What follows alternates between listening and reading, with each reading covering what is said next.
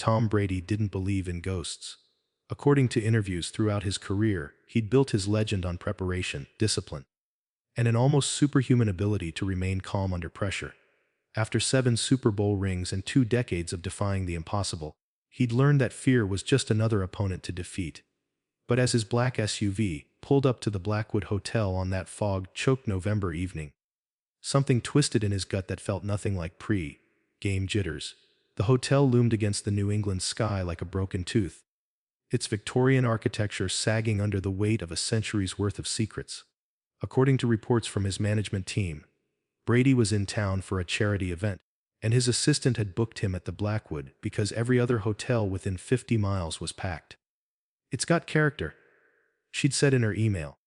Looking at the peeling paint and shattered second-floor window, Brady thought it had something, all right. "I remember thinking the place looked like something out of a Stephen King novel." Brady would later tell close friends, according to sources familiar with the conversation, "But I figured I'd seen worse locker rooms, Mr. Brady." The voice came from the shadows of the covered entrance.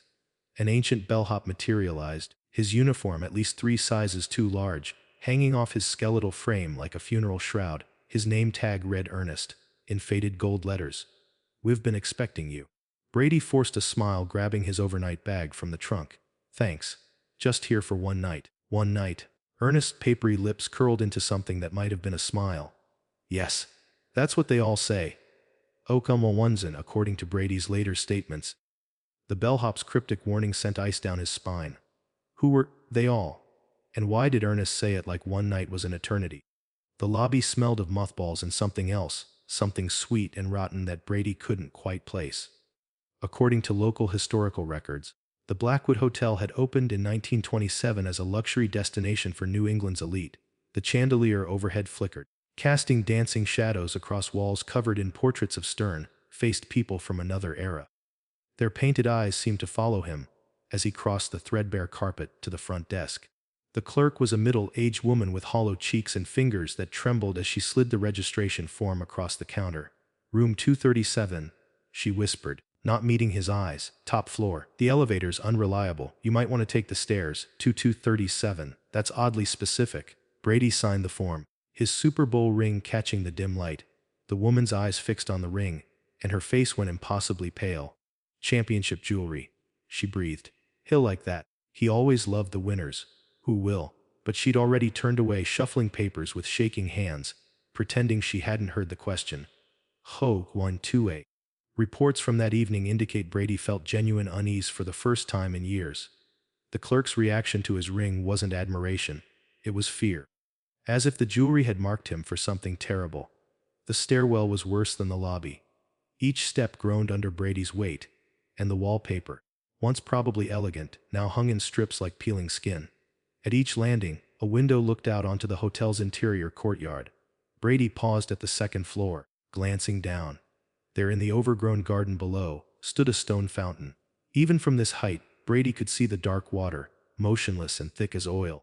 And at its center, barely visible through the encroaching fog, was a statue of a man in an old-fashioned football uniform, one arm raised as if throwing a pass. According to architectural surveys from the 1920s, this statue was meant to commemorate the hotel's original football team, the Blackwood Bears. The statue's face was turned upward, and in the dying light, its stone eyes seemed to be staring directly at him. Brady's phone buzzed. A text from his assistant. "How's the hotel?"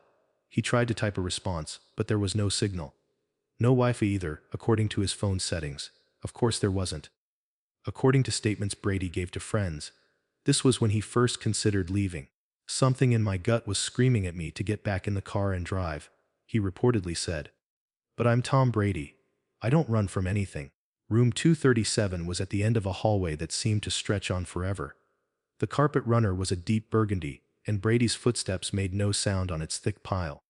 Wall sconces provided the only light, their bulbs burning an unsettling amber that made everything look jaundiced and sick. He was 10 feet from his door when he noticed the others. Every room he'd passed had a "Do No Disturb" sign hanging from its handle. Every single one. But he'd seen no other guests. Heard no televisions, no conversations, no signs of life. The key was an actual key, heavy brass, not a card. It stuck in the lock. and Brady had to jiggle it for nearly a minute before something inside clicked. The door swung open with a drawn out creak straight out of a horror movie. The room wasn't terrible, all things considered. A four-poster bed dominated the space, its canopy draped in heavy velvet curtains. An antique desk sat beneath a window that overlooked the courtyard. A door led to what Brady assumed was the bathroom. Everything was clean, if hopelessly outdated. But there was something wrong with the mirror above the dresser. Brady couldn't put his finger on it at first. The glass was old, slightly warped, but that wasn't it. Then he realized his reflection was delayed, just by a fraction of a second, but enough to notice. He raised his hand. 1 Mississippi. Then his reflection did the same. HOS3, according to paranormal experts consulted later, delayed reflections are a classic sign of dimensional distortion. Something about room 237 existed slightly out of sync with reality itself. Brady turned away from the mirror, his athlete's mind trying to rationalize it. Old glass. Tricks of light, fatigue from the drive. He unpacked his toiletries, changed into sweats, and tried to shake off the creeping unease that had settled over him like a wet blanket. According to his phone's timestamp, it was 11:47 p.m. when Brady lay in bed scrolling through downloaded articles, the only thing that still worked without signal. That's when he heard it for the first time. Footsteps in the hallway. Slow, deliberate, accompanied by an odd dragging sound. They stopped directly outside his door.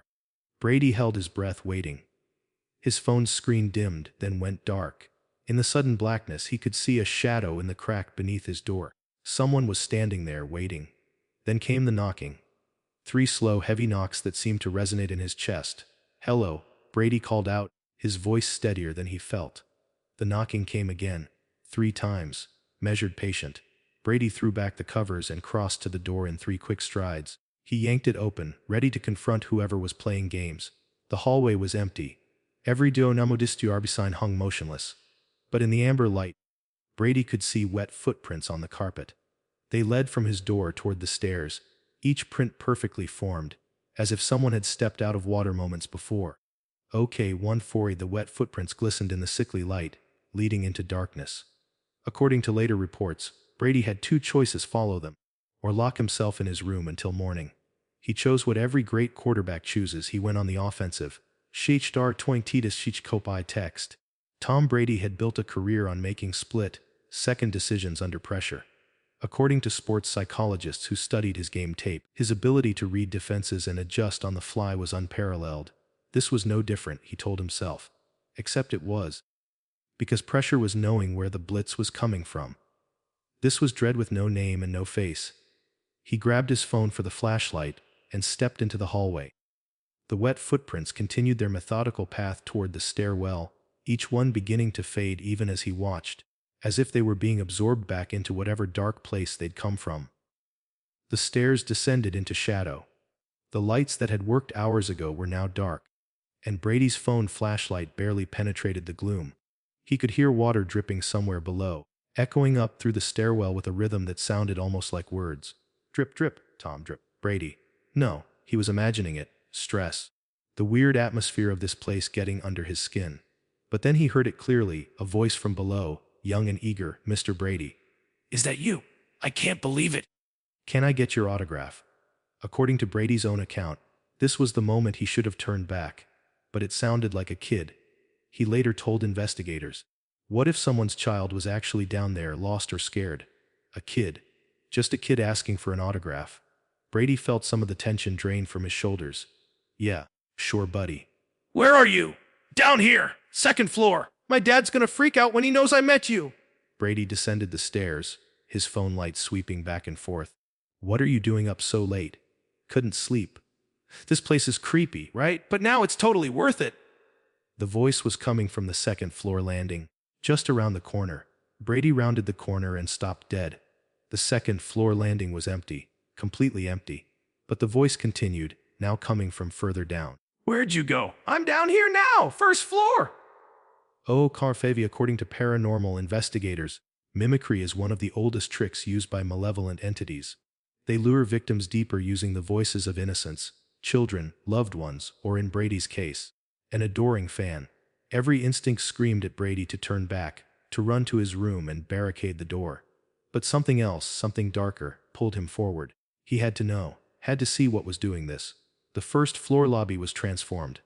According to local historians, the Blackwood had undergone several renovations over the decades, but what Brady saw now looked like the hotel had been abandoned for a century.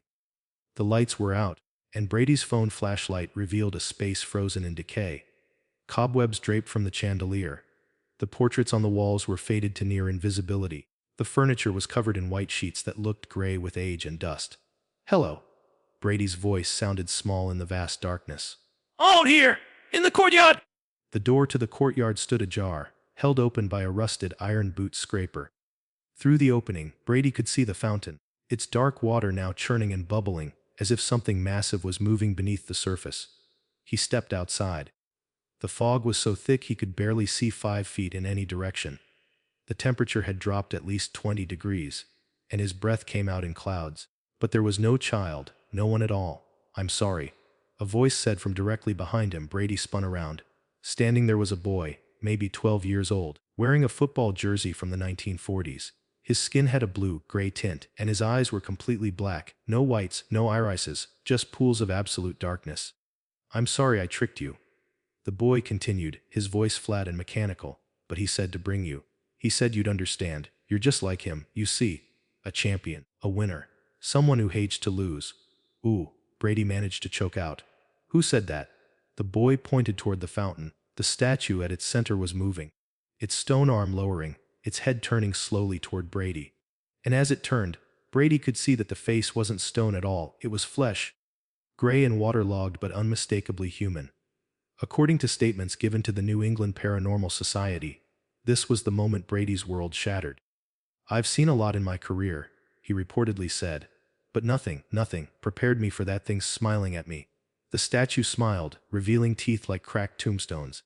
"Hello, Tom," it said in a voice like gravel sliding down a well. "Welcome to the Blackwood. I've been waiting for someone like you, someone who understands what it means to never stop fighting, never stop competing, even after the game is over, even after everything is over." "Oak sissy." According to historical records uncovered later, Jack Hammond, the Blackwood Bears quarterback, had made a deal the night before the 1927 fire. He'd sworn to win the championship, or die trying. The universe took him literally. Brady ran. He didn't think, didn't plan, his body took over.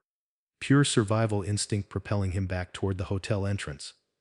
Behind him, he could hear the heavy, wet footsteps of the thing from the fountain, moving with impossible speed. "You can't leave, Tom!" The voice boomed across the courtyard. "The game isn't over! We're tied! It goes to sudden death!" Brady hit the lobby door at full speed, slamming it behind him. He looked around frantically for something to barricade it with, but the furniture was too heavy, and his hands were shaking so badly he could barely grip anything. The door exploded inward, torn from its hinges, and there, silhouetted against the swirling fog, stood the thing that had been the statue. Up close, Brady could see it clearly, a man, or what had once been a man, wearing a leather football helmet and uniform from nearly a century ago. His flesh was bloated and gray from decades underwater, but his eyes burned with an unholy intensity. The thing said, as if introducing himself at a cocktail party, "Starting quarterback for the Blackwood Bears, 1927. Undefeated season. Championship game scheduled for November 15th, right here at the hotel's opening celebration." His smile widened, splitting the waterlogged skin of his cheeks. Except the game never happened. Fire broke out the night before, killed everyone in the hotel. Players, fans, staff, everyone. Hammond took a step forward, water pouring from his uniform with each movement. "But champions don't quit, Tom. You know that better than anyone. According to every interview you've ever given, you believe in never surrendering, so we've been waiting, practicing, getting ready for the big game. And now you're here. Finally, a worthy opponent. Finally, someone who can give us the competition we've been craving for 97 years." "I'm not playing any game with you," Brady said, backing toward the stairwell. "You're dead. This place is dead. I'm leaving. Leaving." Hammond's laughter was like water gurgling down a drain. Tom, look around you." Brady did. The lobby had changed again. The portraits on the walls now showed football teams, all wearing the same old-fashioned uniforms, all with the same black, empty eyes as the boy from the courtyard. And in every portrait, standing in the front row, was Jack Hammond. "Everyone who stays at the Blackwood joins our team eventually," Hammond said conversationally. "The bellhop." The clerk, even little Timmy who brought you down here. We're always recruiting, building our roster, waiting for the right moment to play the championship game we never got to finish. He pointed one waterlogged finger at Brady. And you, Tom Brady. 7-time Super Bowl champion, legendary quarterback. According to every sports analyst in America, you're the greatest to ever play the game. You're going to be our star player, whether you want to or not. From the shadows of the lobby, figures began to emerge. The bellhop Ernest, the desk clerk, the boy Timmy, and dozens of others, all wearing vintage football uniforms, all moving with the same waterlogged gait, all with the same hungry look in their black eyes. The game starts at midnight, Hammond announced, checking a pocket watch that dripped black water. In 15 minutes. Better get warmed up, Tom. You're going to need it. This is one game you can't afford to lose. What happens if I lose? Brady asked, though part of him already knew the answer. Hammond's smile became impossibly wide. Then you join our team. Forever, and we wait for the next champion to check in. The game never ends, Tom. It just goes on and on and on. How Quincevenny. According to later testimony, this was when Brady understood the true horror. It wasn't about death, it was about eternity. Trapped in an endless cycle of competition with no hope of victory, no hope of rest. For someone who dedicated his life to winning, it was a fate worse than hell. Chi R3E. Tichi Gem Kopi text. Brady bolted for the stairs. He took them 3 at a time, his legs burning, his lungs screaming. Behind him, he could hear the entire team giving chase, their wet footsteps slapping against the stairs like grotesque applause. He burst into the third-floor hallway and sprinted for room 237. The key was still in his pocket. Thank God, and his hand somehow managed to work it into the lock despite his terror. He threw himself inside and slammed the door, throwing the deadbolt and chain. For a moment, there was silence. Then the knocking started, not on his door, but on every door in the hallway. A synchronized pounding that shook the walls and made the overhead lights flicker.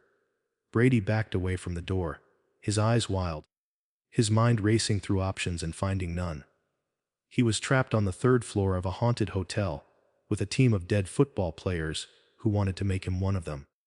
Then he noticed something he'd missed before. On the antique desk by the window, there was a leather-bound book. It hadn't been there earlier, he was sure of it. With trembling hands he opened it. The pages were filled with names, dates, and times. A guest registry going back decades, and next to each name was a note. Joined the team, now a Blackwood Bear. Game over. According to records later obtained from the New England Historical Society. Every single name in that book matched a missing person report from the past century. People who'd checked into the Blackwood and simply vanished. Brady flipped to the most recent entry. It was dated yesterday. Michael Torres, room 241. Game over. Below it, in fresh ink that seemed to write itself as he watched, appeared Tom Brady, room 237. Game in progress. At exactly midnight the pounding stopped. In the sudden silence, Brady could hear his own heartbeat, rapid and irregular.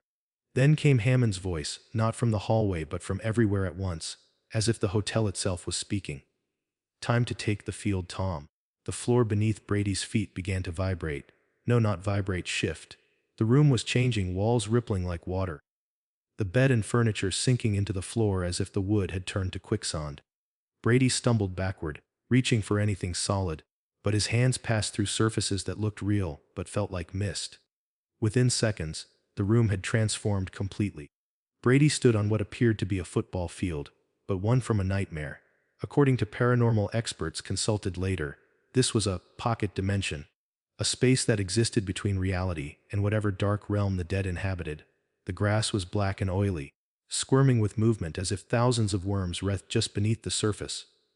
The yard lines glowed with a sickly phosphorescence. At either end, the goal posts were made of human bones, held together with rusted wire. Stands surrounded the field, packed with spectators, the portraits from the lobby now animated. Thousands of dead eyes watching Brady with unwavering intensity. They made no sound, just sat there with their mouths hanging open in silent screams. Across the field, the Blackwood Bears team took their positions. Jack Hammond stood at quarterback, the ball already in his waterlogged hands. Behind him, an offensive line of massive men in vintage uniforms, each one bearing the marks of the fire that had killed them. Charred skin, exposed bone, uniforms fused to flesh. Here are the rules, Hammond called across the field. His voice somehow carried perfectly despite the impossible distance. 1 drive each.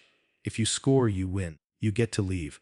The sun comes up, the hotel lets you go, and you forget this ever happened. But if we score first, or if you fail to score at all, he gestured to the silent crowd, you join us. Forever. I don't have a team, Brady shouted back. Hammond's laughter echoed across the phantom field. Of course you do. Everyone who ever stayed here and lost, they're all yours now. Your teammates. Your responsibility. From the shadows along the sideline they emerged. Dozens of people in various states of decay and despair, all wearing makeshift football gear. Brady recognized the bellhop, Ernest, now suited up in a uniform that hung off his skeletal frame. The desk clerk wore shoulder pads over her cardigan. Even young Timmy was there. A helmet far too large for his small head. But there were others too. Men and women from different eras, their clothing and equipment spanning decades. A businessman from the 1950s in a suit and tie with football cleats. A woman from the 1980s with big hair and bigger shoulder pads. A teenager from last year, his eyes still holding a glimmer of humanity that the others had lost. Michael, Brady said, recognizing the name from the registry. Michael Torres. The teenager nodded slowly. I'm sorry, Mr. Brady. I tried to warn people, left messages in the registry, but Hammond always catches them, always wins. The house makes sure of it. According to statements given months later during therapy sessions, this was the moment Brady's competitive fire truly ignited. I realized these people weren't just victims, he told his therapist. They were a team that had given up hope. And if there's one thing I know how to do, it's how to inspire a hopeless team. Listen to me, Brady said, gathering his impossible team around him. He fell back on the only thing he knew, leadership, strategy, the mental game that had made him great. I know you're scared. I know this seems hopeless. But I've been counted out before. According to every analyst, I was too old, too slow. Not good enough. I've been behind in the fourth quarter more times than I can count. And do you know what I learned? The team stared at him with varying degrees of hope and despair. The game isn't over until it's over. Hammond thinks he can't lose because he never has. That's his weakness. He's overconfident, complacent, and we're going to use that. A whistle blew from where Brady couldn't tell. The game was starting. Hammond's team took possession first. They lined up in a formation Brady didn't recognize, something ancient and brutal. According to sports historians, the 1920s featured far more violent, run, heavy football than modern games. The ball was snapped, and Hammond dropped back with the practiced ease of someone who'd run this play a million times. Brady's defense tried their best. Ernest rushed from the end position, but was thrown aside like a ragdoll. The desk clerk attempted coverage but couldn't keep up with the receiver's supernatural speed. Hammond released the ball. It spiraled through the air, perfect rotation, perfect arc. The receiver caught it at the 20-yard line and began a run. Michael Torres, playing safety, threw himself at the runner's legs. For a moment, just a moment, it looked like he'd make the tackle. But the runner burst through the attempt like smoke, continuing downfield. 30 yards. 40. 50. Then something strange happened. The woman from the 1980s appeared from the sideline. She wasn't fast, wasn't strong, but she was determined. She threw herself at the runner's ankles with everything she had. The runner went down at the 45-yard line. Hammond's face darkened. Luck, he muttered, loud enough for Brady to hear. But it wasn't luck, it was something else, something Brady recognized. According to every motivational speech he'd ever given, it was hope. The woman had remembered what it felt like to try, to fight, to believe you could make a difference. The Blackwood Bears ran 3 more plays. Each time, Brady's team managed to stop them, driven by that same flickering hope. When Hammond's 4th down pass fell incomplete, batted away by Ernest's impossibly long arms, Brady's ragtag squad had held them. How K80, according to paranormal experts. This was the turning point. For the first time in 97 years, the Blackwood Bears had been stopped. And as the ball turned over, something shifted in the pocket dimension. The rules that had favored Hammond for nearly a century suddenly felt negotiable. Now it was Brady's turn. He huddled his team around him. Here's what we're going to do. Hammond expects me to throw. He expects a typical offense. But we're going to do something he's never seen before. Something that doesn't make sense in his world. Brady laid out the most unconventional, insane play he'd ever conceived. His team looked at him like he'd lost his mind. Maybe he had. Trust me, Brady said. And incredibly, impossibly, they did. The ball was snapped. Brady took it and immediately pitched it backward, not to a running back, but to the desk clerk. She looked terrified but held onto the ball. The entire Blackwood defense surged toward her. At the last second, she lateraled the ball to her right, where young Timmy was waiting. He was small, practically invisible between the massive dead players. He tucked the ball and ran. The defense was caught completely off guard. Hammond screamed instructions, but his team was confused, disorganized. Timmy made it 15 yards before he was surrounded. He lateraled the ball again, this time to Michael Torres. What followed was chaos. The ball moved from player to player, each lateral a desperate act of faith. The Blackwood Bears tried to adjust, but they couldn't. According to their playbook from 1927, football didn't work like this. They'd been running the same plays for 97 years. They'd forgotten how to adapt. Finally, with the defense in complete disarray, the ball came back to Brady at the 30-yard line. He saw Ernest streaking down the sideline, impossibly fast for someone his age, or for someone who was technically dead. Brady threw. It wasn't his best pass. It wobbled a bit. But it had something his other throws never had. It had hope carried by an entire team of the damned. Ernest caught it at the 5-yard line. He stumbled, nearly fell, but somehow kept his feet. 1 step, 2, 3, touchdown. The field exploded with light, not the sickly phosphorescence from before, but genuine, warm sunlight. The stands full of silent spectators began to dissolve, their mouths closing, their screams finally ending. The black grass turned green, then faded to nothing. Brady's team began to change. Color returned to their skin, life returned to their eyes. They looked at each other in wonder, then at Brady. "We won," Michael Torres said, his voice cracking with disbelief. "We won," Brady confirmed. Across the dissolving field, Jack Hammond stood alone. His team had vanished, the game finally over. He looked smaller now, less terrifying. Just a sad, lonely man who'd been holding on to anger and competition for nearly a century. "Good game," Hammond said quietly. And for the first time since Brady had met him, the quarterback smiled, not with malice, but with genuine respect. According to later reports, these were Hammond's final words: "I can finally rest now." Then he too faded like morning mist under the sun. Chiaptr4e tftr cope text. Tom Brady woke up in room 237. Sunlight streamed through the window, warm and real. For a moment he lay there, wondering if it had all been a nightmare. Then he noticed his clothes were damp, and his hands were covered in grass stains, bright green grass stains, not black. According to his phone's timestamp, it was 6:47 a.m. He'd been unconscious for nearly 7 hours. He sat up slowly, his body aching like he'd played 4 quarters of real football. The room looked normal now. The mirror above the dresser showed his reflection in perfect sync. The antique desk held no leather-bound registry of the damned. Brady packed quickly, desperate to leave before the hotel could change its mind. He took the stairs 2 at a time, half expecting to find the lobby transformed back into its nightmarish state. But the lobby was just a lobby, dated, a bit shabby but normal. Sunlight illuminated dust motes floating in the air. The portraits on the walls showed landscapes and still lifes, not football teams from beyond the grave. At the front desk stood a young woman Brady had never seen before. She smiled brightly as he approached. "Mr. Brady, did you sleep well? Where's the other clerk, the woman who checked me in?" The young woman's smile faltered. "I'm sorry, sir, but I'm the only clerk here. I checked you in yesterday evening. Don't you remember?" Brady stared at her, then at the lobby around him. According to reports from multiple witnesses, Brady looked shaken and disoriented that morning. Had it all been a dream? Some kind of stress-induced hallucination? The bellhop Ernest. "We don't have a bellhop, Mr. Brady. Budget cuts. It's just me running the place now." Brady signed the checkout form with shaking hands. As he turned to leave, he noticed something that made his blood run cold. There on the wall behind the desk was a framed photograph. It showed a football team from 1927, posing in front of the hotel. In the center, holding a football, was Jack Hammond. And standing in a row behind him, smiling for the camera, were Ernest, the desk clerk, young Timmy, and all the others who'd been on Brady's team last night. But they looked alive in this photo. "Happy human. Interesting picture," Brady managed to say. The clerk glanced at it. "Oh, that old thing.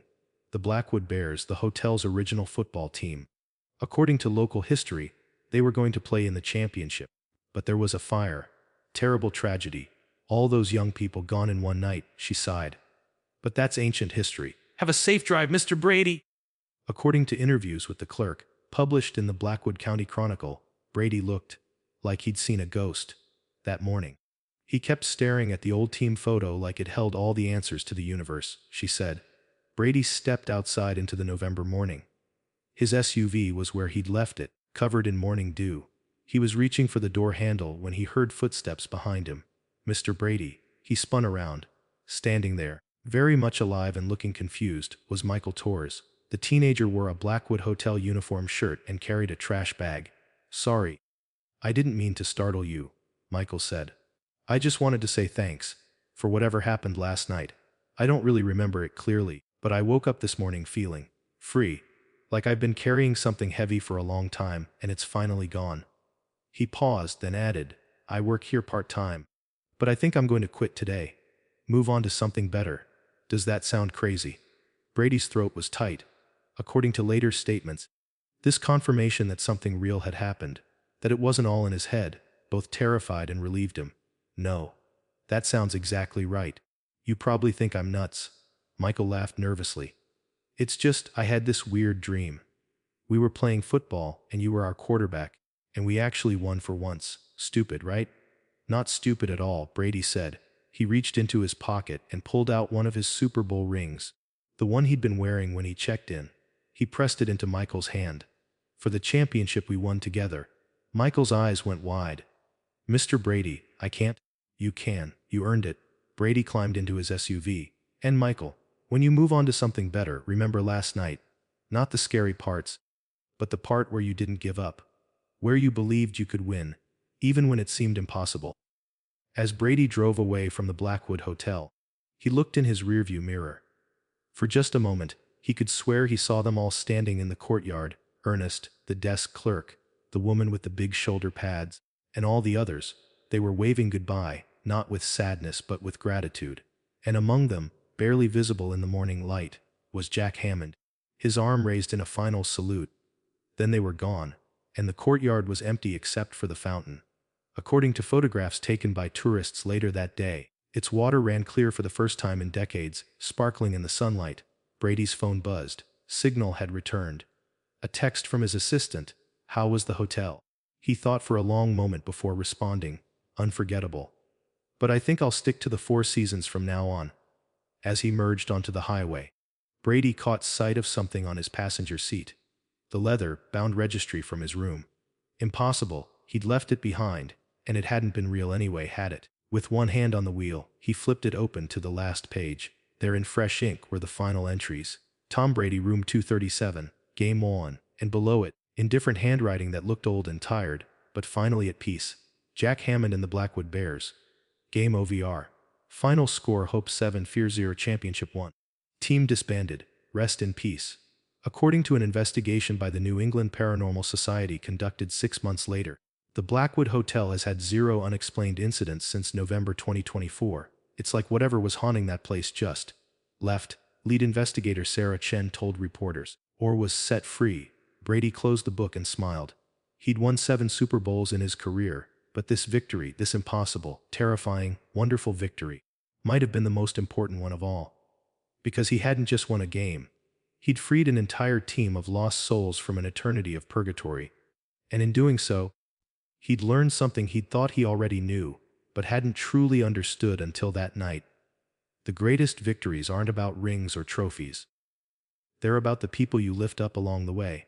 As the Blackwood Hotel disappeared from his rearview mirror, swallowed by the forest and fog, Tom Brady knew one thing for certain: he would never forget the creepiest night of his life.